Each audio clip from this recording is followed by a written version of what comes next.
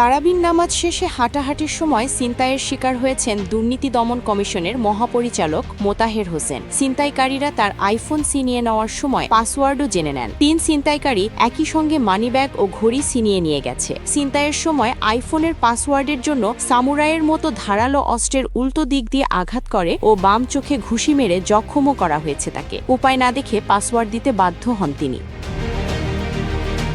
শনিবার রাতে রাজধানীর রেসিডেন্সিয়াল মডেল কলেজের পাশে শহীদ ফাইয়াজ চত্বরে রাত 10:30টার দিকে হাঁটাহাঁটির সময় ছিনতাইয়ের শিকার হন প্রশাসন ক্যাডারের এই কর্মকর্তা। ছিনতাইকারীদের হামলায় আহত এই কর্মকর্তা বর্তমানে সরকারি কর্মচারী হাসপাতালে চিকিৎসাধীন আছেন। এ ঘটনায় মোহাম্মদপুর থানায় রবিবার মামলা করেছেন তার স্টাফ অফিসার দুদকের ডিএডি জাভেদ হোসেন সজল। এজাহারে অভিযোগ করা হয়, দুদকের মহাপরিচালক মোতাহের হোসেন শনিবার রাত 10:30টার দিকে তারাবির নামাজ শেষে রেসিডেন্সিয়াল মডেল স্কুল অ্যান্ড কলেজের পাশে ফাইয়াজ চত্বরে হাঁটাহাঁটি করছিলেন। এ সময় অজ্ঞাতনামা ৩ জন চাপাতি ও সামুরাই নিয়ে তার কাছে এসে ভয় দেখিয়ে একটি আইফোন 12 প্রো ম্যাক্স, 20,000 টাকা ভর্তি মানিব্যাগ ও হাতঘড়ি ছিনিয়ে নিয়ে যায়।